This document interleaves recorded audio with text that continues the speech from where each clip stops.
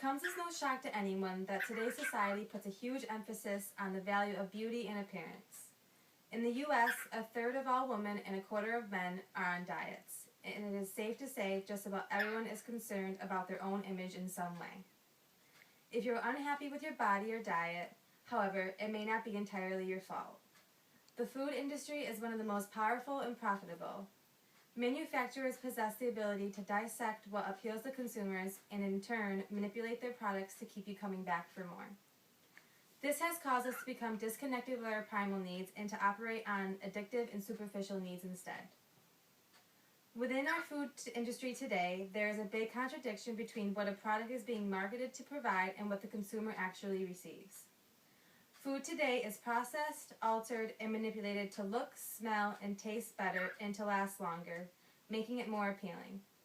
Moreover, marketers portray images that convince consumers that their products will make them happier, sexier, cooler, and even healthier. The irony is that these foods actually contribute to addiction and health problems, which in turn make you unhealthier and unhappier. Let's look at it from a scientific level. As mammals, the human body is programmed to put on fat when food is available. We live in a world of abundance, but unfortunately, so much of the food we have available to us lacks nutritional value. Our bodies are consuming lots of calories, yet little nutrition, causing us to starve on a nutritional level, which in turn leads us to feel the need to eat more. Basically, the food we eat only causes us to want to eat more. Manufacturers know this and know how to modify their products to keep us addicted. The problem with the food industry is that the objective is no longer to give the consumer a healthy product to satisfy humans' primal needs.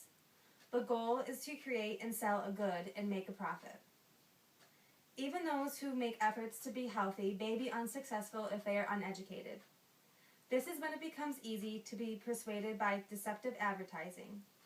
For example, one of the most common misconceptions people have had is that eating fat will make you fat.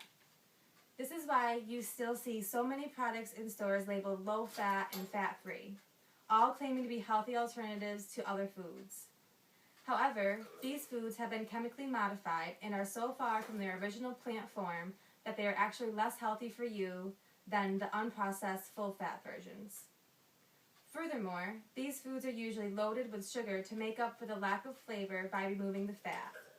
But when the body consumes a lot of sugar, the body balances it out by using insulin to produce more fat cells in order to store it.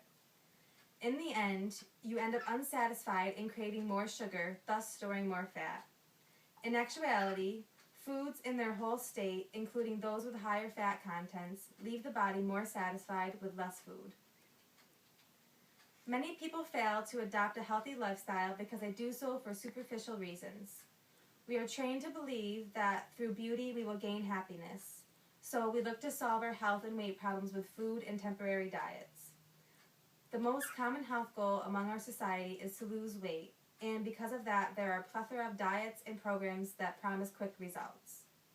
The problem with these diets is that they are unnatural, temporary, and forceful, and do not provide us with healthy ways to sustain a long-term quality diet. In reality, when you focus on living a happy lifestyle and doing things to benefit your health that aren't food-related, you will look and feel better involuntarily. Sleep, exercise, laughter, and practicing self-love are all ways to reduce stress hormones and release the same chemicals to the brain that you would have otherwise looked to get from sugar. In today's world, it's easy to get caught up in the stresses of work, social lives, family, money, etc. We focus a lot of our attention and base our happiness on outside superficial factors so much that the importance of survival and personal health has sunk to the bottom of our list of priorities. Diets and weight loss have become thought of as ways for people to achieve happiness, but really diets create more stress for the body. Instead, we should focus on relieving our stress, being more active, and doing more things we enjoy. Most importantly, we must educate ourselves on what the body needs to survive and what causes us to function in the best way. One of the reasons we don't care enough about seeking quality food is because we are blind to the illnesses and unhealthy behaviors that the foods we eat are causing. Many people don't realize they are chemically addicted to substances like sugars and MSG, which excite the brain and are in so many of the foods available to us. Others underestimate just how much the food they eat contributes to the way they look and feel. It is amazing what a difference choosing whole foods that are in their most natural state can make. Ultimately, an industry only supplies what its consumers demand. The only way we, as a society, can influence the behavior of the food industry is if we make the shift in the type of food we value and seek.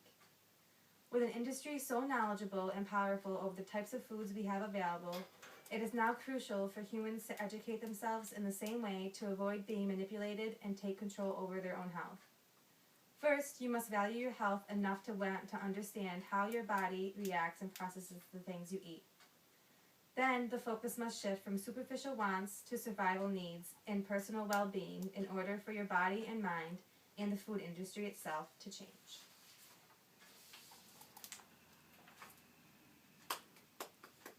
Very good.